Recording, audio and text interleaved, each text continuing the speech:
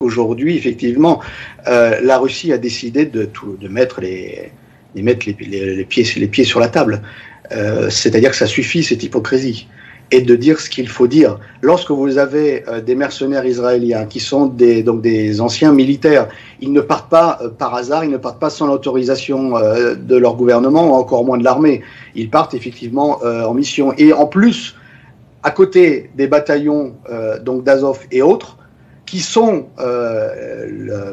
on va dire, la pointe de la russophobie et des gens qui mènent des crimes contre les populations russophones dans l'Ukraine, en Ukraine, c'est une provocation, on va dire, suprême. C'est la ligne rouge qu'il ne fallait pas franchir. Donc, maintenant, on dit la vérité. Alors, ça gêne. Ça les gêne, les histoires des affiliations d'Hitler, mais on va parler des affiliations d'Eichmann, qui avait une grand-mère aussi juive. Et alors, c'est une réalité. Est-ce que ça les gêne qu'on dise que le Bétard a travaillé avec les nazis jusqu'en 1944-45?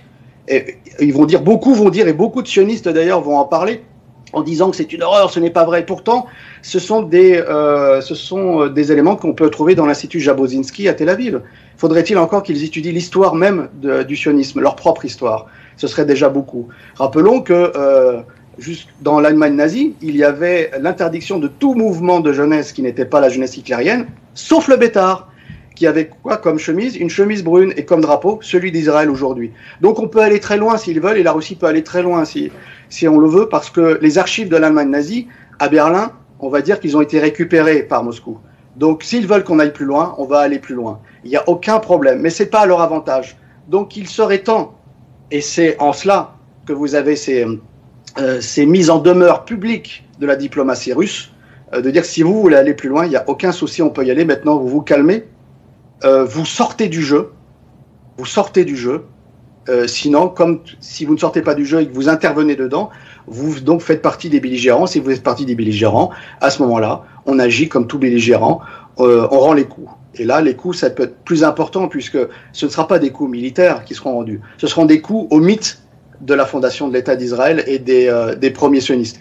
Et ça peut faire très mal, et je pense qu'à Tel Aviv, ils ont intérêt, comme à New York ou comme à Paris, au quartier Saint-Germain-des-Prés, et ils ont intérêt à réfléchir beaucoup à cette question-là, parce que je pense que ça peut faire du mal.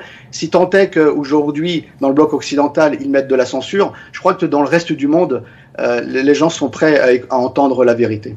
Le régime israélien est coutumier de franchir les lignes rouges. Il semble penser qu'il y a un standard de conduite pour eux et un standard de conduite pour les autres. Sauf que dans le contexte de cette façon de faire, si je puis dire, vis-à-vis des Russes, pour le coup, je crois qu'ils se sont trompés d'interlocuteurs. Autant il a toujours été possible d'exercer une forme de chantage moral sur les gouvernements occidentaux concernant certaines questions, eu égard au fait que ces sujets étaient figés et faisaient partie d'un certain narratif, qui n'avait pas vocation à être remis en cause, ou même discuté de manière critique. Autant on s'aperçoit que lorsqu'il s'agit d'imposer ce standard aux Russes, là, le jeu s'arrête. Les Russes n'ont absolument aucune raison, aucune leçon à recevoir en termes de lutte contre le fascisme ou de lutte contre le nazisme. Ils ont payé le prix fort, à savoir 27 millions de vies. Et comme le soulignait M. Bohr, ils étaient les premiers à libérer les camps, et ils étaient les premiers à Berlin. Donc ils ont effectivement énormément de matériel en leur possession, et que si le régime de Tel Aviv venait à essayer de pousser l'argumentaire dans ce sens-là, et d'épouser cette notion selon laquelle les nazis, quelque part d'aujourd'hui, et on a entendu des termes juridiques qui ont quand même des connotations extrêmement marquées, telles que génocide, en ce qui concerne les agissements présumés des Russes dans l'est de l'Ukraine, on commence à comprendre où cette petite musique nous emmène et dans quel sens il semblerait que les Israéliens semblent se positionner, parce que quand on commence à laisser entendre que les dirigeants, la direction russe se serait rendu coupable d'exactions qui relèvent quelque part de la jurisprudence Nuremberg, on peut penser que quelque part l'objectif c'est d'accompagner cette idée de changement de régime et de juger ensuite, au yeux de l'histoire, en tout cas d'une certaine vision de l'histoire, l'action militaire russe actuelle.